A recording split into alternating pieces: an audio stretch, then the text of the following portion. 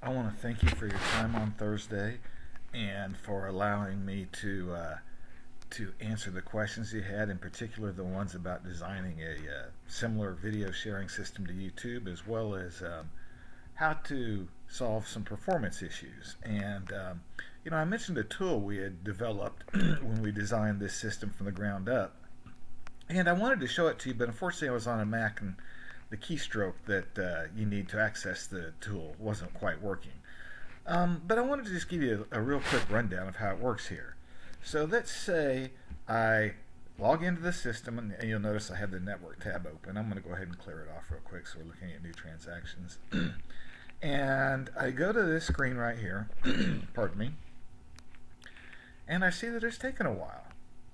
You can see from the web transactions that it took about 4 seconds here, right here, 4.71 seconds. But the real question is, what happened? What were the parameters? What was the real performance? And this is where my internal tool comes in. And mind you, we designed all this and built it all internally. There's no third-party components or anything that makes this work. It's all hand-built. Anyway, so like I said, you hit the Alt-T key, and a little window pops up. And this is a history of all the web transactions, the REST requests that went back to the server. And the last one that was run was user activity by accounts pool, which happens to be the screen that we were on, and that's the slow one.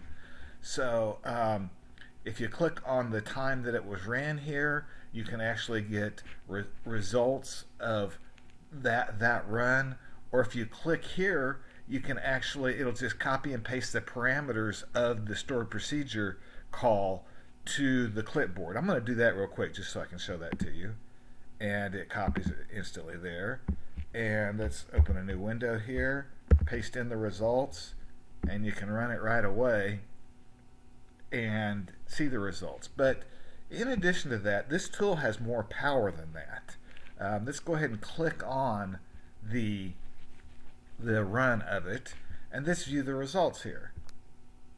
So this is the internal query debugger, and this stored procedure returned 2 record sets. The first record set had 1,563 rows, and the second record set had 1 row. We can go ahead and scroll through the first record set here and see the data.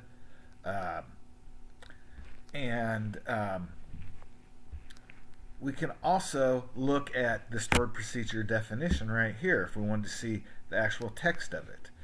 Finally, if we're curious about what was taking the time, that's right here. You'll notice that the entire query took 4.6 seconds really here, 4.6 if you round up, and it took 4.5 seconds to the first row. Now, what does that really mean? That means the entire time the query ran was calculating data, not downloading data, meaning the server was looking for the answer, not downloading the results of the answer. So let's say that the total query duration was 5 seconds, but the time to the first row was 1/10 of a second.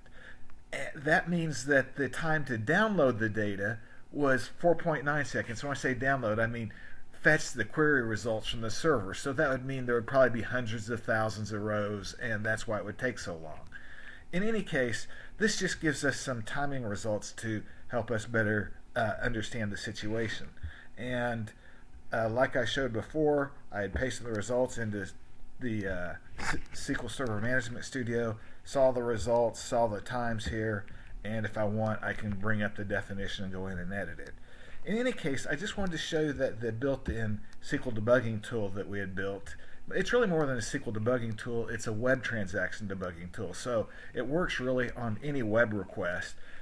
Now, most notably, most of our web requests are one-to-one with stored procedures. Some obviously are not, but this debugger here really will debug any type of request, whether it be SQL or not. In any case, I want to thank you again for your time on Thursday. Hope you had a great weekend and have a great day. Thanks.